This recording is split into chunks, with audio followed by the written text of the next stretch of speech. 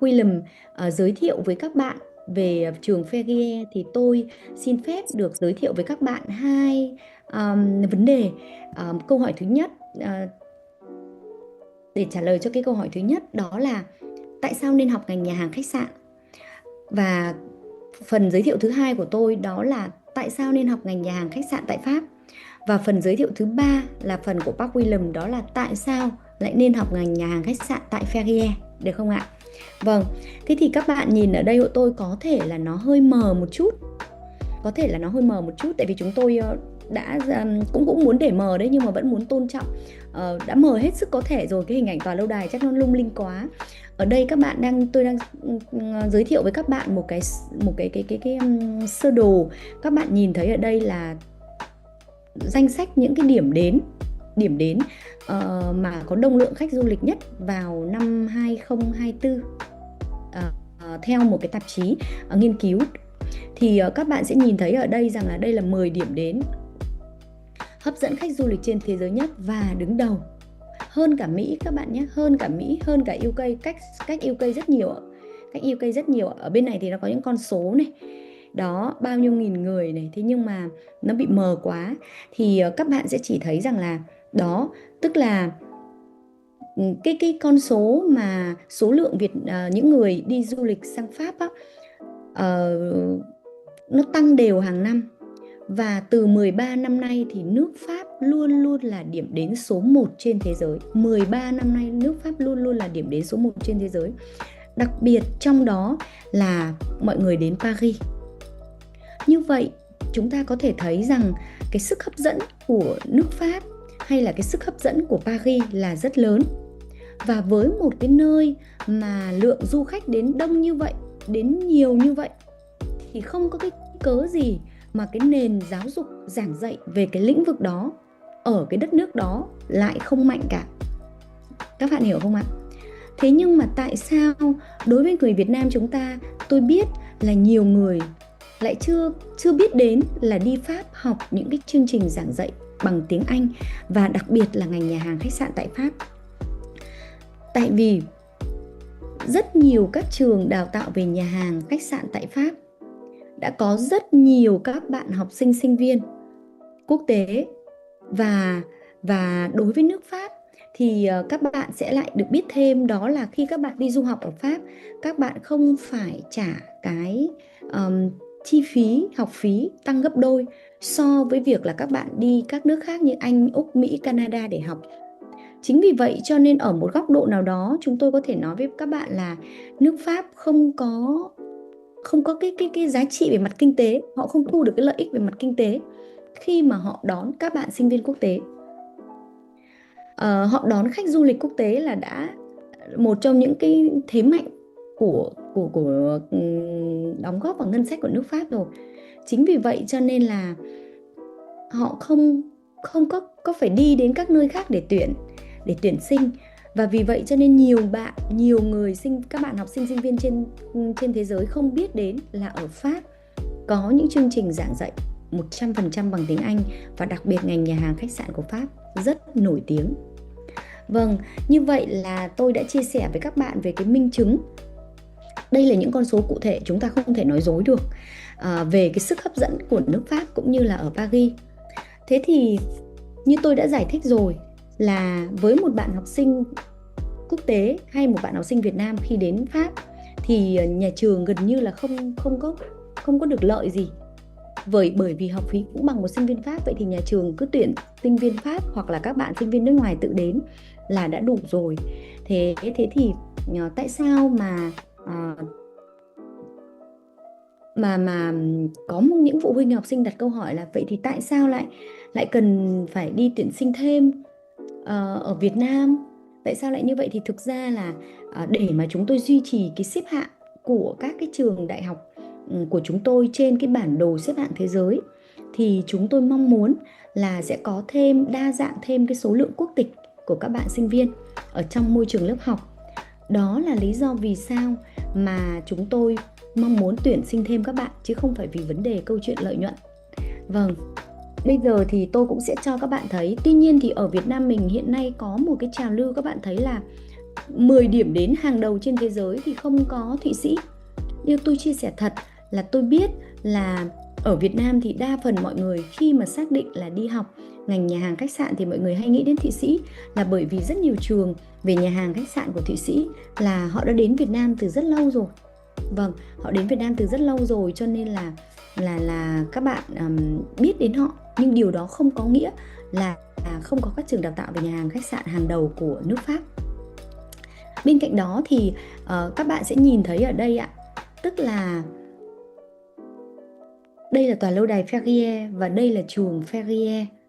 Thì các bạn hiểu rằng nếu như chúng ta đi học về ngành nhà hàng khách sạn như chúng ta học ở Việt Nam hay là chúng ta đi học ở một số nước khác, thì nếu như mà các bạn không học trong những tòa lâu đài hoặc các bạn không có điều kiện cơ hội được thực tập ở trong những cái môi trường như vậy thì gần như là nó không khác nhau là mấy. Các bạn đi Úc cũng như nhau, cũng như Mỹ các bạn cũng đi như là Thụy Sĩ, tất cả các nơi nó đều như nhau thôi. Nó đều là những khách sạn hiện đại hay những cái cấu trúc kiến trúc khác. Thế nhưng mà một cái điểm đặc trưng và một trong những thế mạnh của các cái trường hàng đầu châu Âu đó là nếu các bạn đi học đặc biệt ngành nhà hàng khách sạn thì cái nét khu biệt và nó khác với các nước còn lại hay với các trường còn lại khác, đó là họ sở hữu những cái tòa lâu đài. Thì như vậy các bạn cũng thấy rằng là nó đã thể hiện được một cái tiềm lực kinh tế rất là lớn của họ. Và khi các bạn đi học và có những trải nghiệm ở tòa lâu đài thì nó khác với việc là các bạn đi học và các bạn cũng có những trải nghiệm bình thường trong những trường học, lớp học bình thường như những bạn đi học khối ngành kinh tế hay là như những bạn là đi học khối ngành nghệ thuật. Các bạn hiểu không ạ? Đó. Thế bây giờ thêm, tôi xin chuyển sang cái phần thứ hai là phần giới thiệu. Là vậy thì bây giờ tôi xin phép là tôi sẽ trình bày rất là thẳng thắn và những gì mà chúng tôi nói ở đây là đã có những cái sự tham khảo và đây là quan điểm của chúng tôi sau khi mà chúng tôi tham khảo các cái nguồn thông tin. Thì vì ở Việt Nam mình á, là nhiều bạn khi mà đi du học thì sẽ nghĩ đến Thụy Sĩ đó, và các bạn chưa biết đến nước Pháp, cho nên là chúng tôi xin phép là sẽ lấy một ví dụ ở đây, đó là Thụy Sĩ, và chúng tôi làm những cái tiêu chí để so sánh với cả giáo dục các cái trường hàng đầu của Pháp mà cũng dạy về ngành nhà hàng khách sạn. Thì các bạn sẽ thấy ở đây như cái hình ảnh chúng ta vừa nhìn xem thì Thụy Sĩ không nằm trong top 10 điểm đến được yêu thích nhất thế giới. Còn nước Pháp thì luôn luôn nằm trong top 1 điểm đến được yêu thích nhất thế giới, khoảng 120 triệu lượt du khách mỗi năm ạ. Vâng. Tiếp theo nữa là các bạn, nếu như mà những bạn đi học về ngành nhà hàng khách sạn ấy, thì các bạn cũng biết rồi, tức là trong cái ngành nhà hàng khách sạn nó cũng sẽ có những cái tập đoàn lớn. Và những cái tập đoàn đấy thì người ta sở hữu một chuỗi những cái khách sạn hay là những cái resort 5 sao trên khắp cả thế giới. Thì các cái tập đoàn khách sạn lớn nhất thế giới ấy, là không có tên những tập đoàn của Thụy Sĩ. Vâng ạ. Nhưng các bạn biết rằng là nằm trong top 5 tập đoàn khách sạn lớn nhất thế giới thì có tập đoàn Accor mà sở hữu những thương hiệu khách sạn mà các bạn có thể thấy, ví dụ Sofitel, Movenpick, hay Pullman, hay M Gallery, rồi Novotel, Mercure. Được chưa ạ? Rồi. Và không biết các bạn đã tìm hiểu chưa? Nếu các bạn tìm hiểu, các bạn sẽ thấy là học phí đi du học ở Thụy Sĩ thì nó sẽ rơi vào khoảng 45.000 euro trên một năm. 45.000 euro trên một năm, tức là tương đương khoảng 1,2 tỷ Việt Nam đồng. Trong khi đó thì ở Pháp, các bạn không phải đóng học phí gấp đôi so với sinh viên bản địa, các bạn được đóng học phí bằng sinh viên bản địa. Và cái học phí đấy nó sẽ dao động từ 11.000 euro đến 20.000 euro trên một năm, tức là nó khoảng 300 triệu hoặc là 550 triệu trên một năm thôi ạ. Vâng. Lát nữa học phí của trường Ferrières là bao nhiêu thì các bạn sẽ được nghe bác William giới thiệu.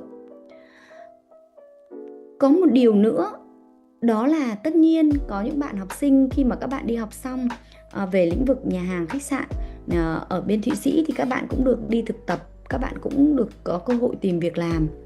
Nhưng có một điều rất khác biệt ở Ferrières, đó là trường duy nhất ở châu Âu chúng tôi khẳng định với các bạn là cam kết 100% sinh viên ra trường có việc làm. Nếu như các bạn còn nhớ một số hình ảnh trong những cái clip trước mà các bạn đã xem, các bạn nhìn thấy toàn bộ khuôn viên của Ferrières thì đấy mới chỉ là một trong số những cái khuôn viên của tập đoàn mà sở hữu Ferrières này, họ còn sở hữu 5 cái khách sạn 4-5 sao nữa, cộng với cả một chuỗi những cái hệ sinh thái mà tôi hy vọng rằng lát nữa thì bác William sẽ giới thiệu với các bạn. Và họ còn sở hữu rất nhiều các cái trường đại học. Thế cho nên là bản thân tập đoàn cũng đang thiếu nhân sự. Vì vậy chúng tôi hoàn toàn có thể tự tin khẳng định rằng nếu như sau khi các bạn học xong mà các bạn đi làm ở những nơi khác, các bạn cảm thấy chán, các bạn cảm thấy không thích, các bạn hoàn toàn có thể làm việc tại trường. Đấy là lý do mà chúng tôi có thể khẳng định là 100% sinh viên ra trường có việc làm. Tiếp theo đó là các bạn nếu như đi Thụy Sĩ vào những trường hàng đầu, các bạn cũng được thực tập trong những khách sạn 4-5 sao, cũng được trả lương, thì chuyện đó là rất bình thường ở Pháp. Chuyện đó là automatic. Nhưng ngoài cái việc các bạn được thực tập trong khách sạn 4-5 sao được trả lương, thì các bạn sẽ được thực tập và trải nghiệm trong toàn lâu đài. Và các bạn biết không, khi mà các bạn đi thực tập ở Pháp á, là không phải các bạn được đợi hết học kỳ hay là đợi hết năm đâu, mà lát nữa bác William cũng sẽ nói cho các bạn. Tức là các bạn cứ một tuần học lại một tuần đi thực tập, một tuần học lại một tuần đi thực tập luôn đó. Tiếp theo nữa đó là các bạn ạ, tất nhiên là khi mà các bạn học xong lớp 12 hoặc các bạn học xong đại học, các bạn ra trường, các bạn đi làm, thì các bạn cũng sẽ hiểu cái tâm lý của tôi cũng như là của bố mẹ các bạn, là khi gửi các bạn đi sang bên kia học á, thì chúng tôi thường rất là lo lắng. Vì vậy cho nên chúng tôi cũng đều rất là hy vọng là ở nơi đó các bạn 12 giờ bay, 13 giờ bay cơ mà, có phải là như ở Việt Nam là hoặc là ở Sài Gòn là 2 tiếng là đã có mặt đâu. Đấy, thì các bạn sẽ phải bố mẹ sẽ mong là ít nhất là bên đó cũng có nhiều người Việt hoặc là có cộng đồng người Việt để hỗ trợ lẫn nhau. Thì nếu các bạn tìm hiểu, các bạn sẽ thấy là cái cộng đồng người Việt ở Thụy Sĩ vô cùng ít, vì nước Thụy Sĩ không khuyến khích việc các bạn học xong mà các bạn ở lại Thụy Sĩ. Đó, thế thì các bạn có thể được đi thực tập ở Thụy Sĩ, nhưng mà để ở lại sau khi các bạn học xong thì không có. Thế và cái cộng đồng người Việt nó chỉ có khoảng 8.000 người thôi, nó ít lắm. Thế nhưng ở Pháp thì các bạn có biết không? Tức là cái cộng đồng người Việt lớn nhất trên thế giới là ở Mỹ, sau đó đến Úc, sau đó đến Đức, và cộng đồng người Việt lớn thứ tư là tại Pháp. Đó, hơn 300.000 người. Rồi cái tiếp theo nữa là các bạn sẽ thấy là các cái trường mà dạy về nhà hàng khách sạn ở Thụy Sĩ ấy, thì nó sẽ ở tách biệt so với thủ đô, so với những thành phố sôi động. Và khi mà các bạn học hành xong rồi, các bạn muốn được trải nghiệm cái cuộc sống ở thành phố đô thị như thế nào, thì nó lại là một chuyến hành trình như kiểu là các bạn phải đi về tỉnh nhé, kiểu như thế. Thì các bạn thấy rồi, tức là Ferrières thì không thể nào mà nằm ở trong trung tâm thành phố được, bởi vì cả một cái hệ sinh thái nó lớn như thế kia. Thế nhưng mà nó chỉ cách Paris có nửa tiếng thôi. Thế cho nên là ví dụ khi những đợt mà tôi sang Paris ấy, thì những bạn học sinh sinh viên của tôi ở Ferrières là các bạn ấy trũng chĩm là buổi sáng thứ bảy là đi tàu nửa tiếng đã có mặt để đi ăn sáng với cô rồi, xong đi chơi với cô cả ngày đến tận tối 11-12 giờ đêm mới bắt tàu đi về. Rồi ạ, tiếp theo nữa là ở Thụy Sĩ thì các bạn không có sự hỗ trợ của chính phủ dành cho du học sinh. Nhưng mà ở Pháp thì các bạn nhận được rất nhiều sự hỗ trợ của chính phủ dành cho các du học sinh. Thêm nữa là các chi phí sinh hoạt ở Thụy Sĩ thì các bạn biết rồi, Thụy Sĩ là một trong những nước đắt đỏ trên thế giới, thế cho nên chi phí sinh hoạt rất là đắt.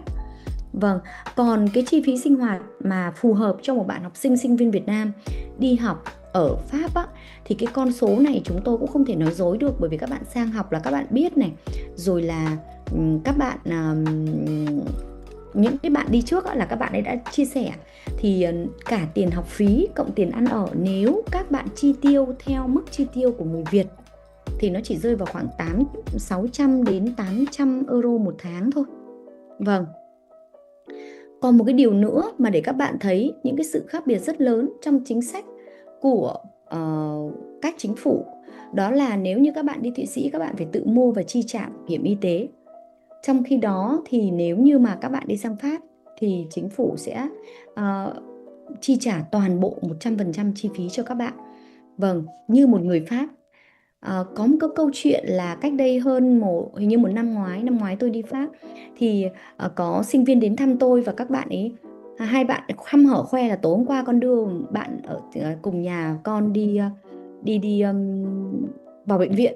Trời ơi, thế tôi rất là lo lắng, thế tôi bảo bạn ấy bị làm sao và chi phí hết bao nhiêu, đắt lắm không, thì tôi quên mất mà. Thế các bạn bảo ô không cô, bạn ấy đau bụng hay là con bắt taxi đưa bạn ấy vào xong khám xong đi về thôi, là tại vì chúng con có bảo hiểm mà, chúng con có thẻ bảo hiểm mà.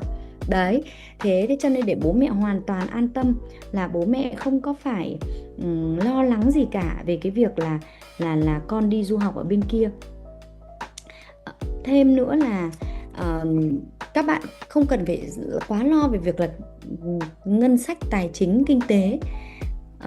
Tiếp theo đó là như tôi vừa chia sẻ với các bạn, ở Thụy Sĩ thì các bạn được đi thực tập, ở Pháp cũng đi thực tập, nhưng mà ở lại thì cái câu chuyện ở lại Thụy Sĩ thì nó lại là một chuyện khác. à, và tôi nghĩ rằng là nếu như ở lại Thụy Sĩ mà dễ dàng thì cái số lượng người Việt ở Thụy Sĩ nó cũng không ít như thế kia đâu. à, Còn thì như tôi nói rồi, ở Pháp thì ngoài cái việc là các bạn có cơ hội được ở lại thì bản thân nhà trường Ferrières là trường cam kết sẽ hỗ trợ các bạn 100% sinh viên ra trường có việc làm. Đó, thế thì khi các bạn đã có việc làm là automatic các bạn được ở lại rồi ạ. Vâng. Rồi, thế tôi xin phép là tôi đã kết thúc cái phần chia sẻ của mình ở đây. Okay, let's now talk about our program. We have a lot of programs. I'm going to perhaps focus on a couple. Of course, the Bachelor, our 3-year program. We also have a pastry training program. If you want to become a pastry chef, then we have a 7-month training program as well. And also we have a summer school in Barcelona, a 4-week summer school in Barcelona next July, if you are interested to have a little bit of an experience there. So let's talk about the Bachelor. Let me change this a little bit here. So it's a 3-year program in English. We have an English track and a French track, but the idea is really that you are going to be have a high level of English, French, and Spanish when you finish at Ferrières. So if you choose, for instance, the English track, most of your classes, 8% will be in English, but we're also going to give you French language because, of course, if you are in France, in Paris, and not learning French, that would be very unfortunate, right? So we'll give you also French classes. And you're going to have Spanish as well, because in the 2nd year, you are going to Barcelona. You're going to the Barcelona campus. So you're going to, of course, again, the program will be mostly in English, even in Barcelona, but you're also going to have Spanish classes, and you're going to have your internships or your pub program in Barcelona, in Spanish hotels. So it's then also important that you know a little bit of Spanish already, and you're going to improve it while you are with us. And that is then, so in the 2nd year, you're going to Barcelona, and you can actually extend your stay in Barcelona by doing an internship with our Barcelona partner hotels if you want, or you can do an internship anywhere else in the world. We have many partners. I'll talk about that later. So that's year 1 and year 2. Again, every summer you do an internship, and then in year 3 you're going to choose your minor, your specialization. Of course, you're going to have the main is, of course, hospitality, but then you can choose a minor, a specialization. And we have 3 different minors, specializations. We have luxury management, which means focusing on managing luxury brands, not only hotels, but also retail and fashion, right? Or luxury marketing, luxury branding. That's number 1. Number 2 is food and beverage. So restaurants and events, managing major events and restaurant operations, catering. And then the 3rd one is hotel management, how to manage a big international hotel. So those are our 3 programs. And again, I want to highlight that if you go, you will hopefully be at high level of all the 3 languages. So we then also have a French track, where the majority of the classes will be in French, but we're going to more and more going to increase the English classes, especially towards the end of year 1 and year 2 and year 3. So but gradually you will improve all your languages, your English, your French, and also your Spanish. And then we have a master, but c'est pas nécessaire, non? Le master, c'est tout bachelor, n'est-ce pas? Je parle aussi du master ou pas vraiment? Oui, aussi? Tu es muté, you're muted. Je peux pas. Oui. Oui. Of course. Yes, we have a Oui. many students. Also master? I talk about master too? Yes. Okay, good. Excellent. Thank you. So we have also our master program. It's a 2-year program. And here we have something really cool because you have a double degree. That means you're going to have the degree of Ferrières, but also of EBS, our sister school, European Business School. And EBS, it's important for you to know, it's member of the Conférence des Grandes Écoles. And the Conférence des Grandes Écoles is the French equivalent of the American Ivy League. So it means that only the top business schools are member of this group. Only the elite schools can join that. So it is a prestigious school. It's very renowned. It was founded in 1967, so it's been many years. So in year 1, you will go in the master to EBS and learn all about finance, business, economics, marketing, leadership. Because, as I said earlier, it's important that you have this component really well under control. And so this will be in our Paris campus. So this is downtown Paris. So it's kind of nice. You're going to have 2 very different experiences. You're going to have 1 year in the center of Paris, also mixing with normal business school students. And then in year 2 of the master, you go to Ferrières to really focus on augmented hospitality. And here we have 3 specializations.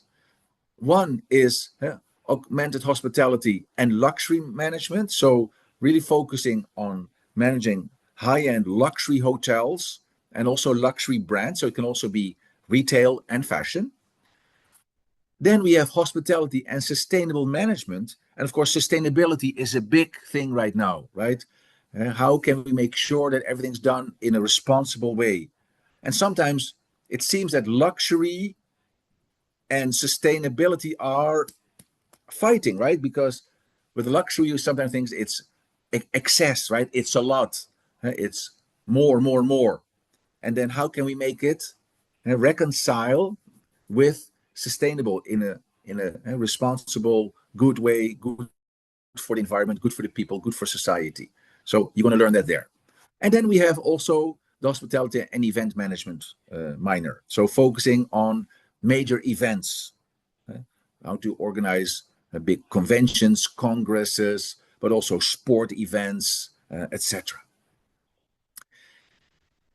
And here also we have always the opportunity to work and study. So that means that to combine studying and working, which allows you then also to make some money by working in a hotel and or restaurant or other company. And we have a lot of partners, so we can help you organizing that.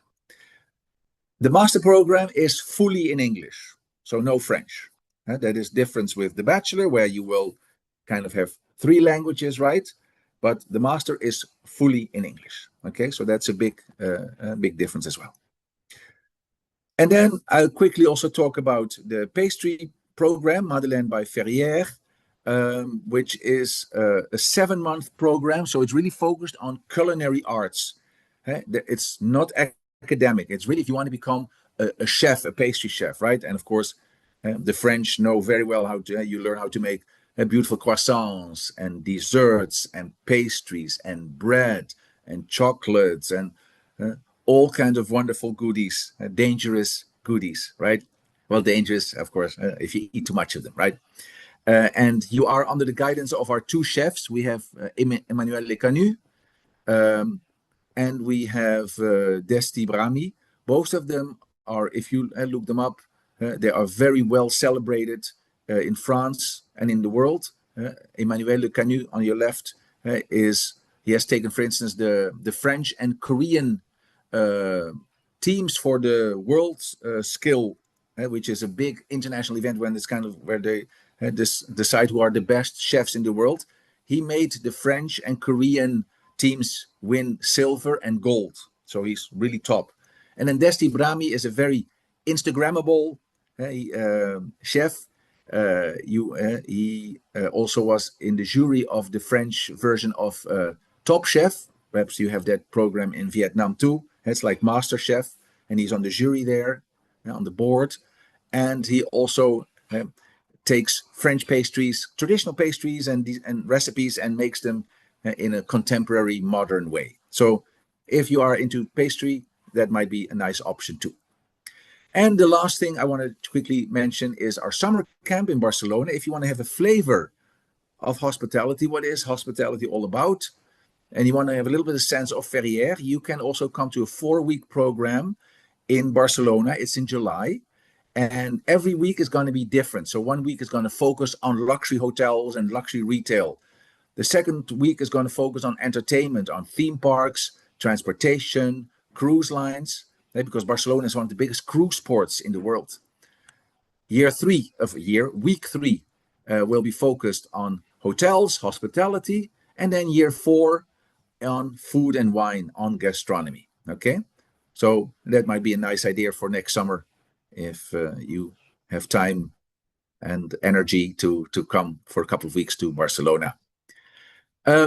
Also, something really nice about our program is that you have the opportunity to study 1 semester abroad in one of our partner schools without paying more.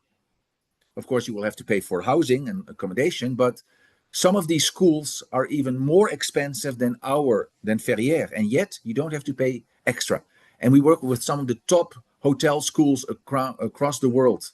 They're all good, but for instance, we have at the University of Houston in the United States, and there you have the hotel school founded by Mr. Hilton, Conrad Hilton, the founder of the big hotel group. He has his own hotel school. You can go there. Or we're now sending our students for the first time to the Hong Kong Polytechnic University. It has one of the best, perhaps the best hotel school of Asia.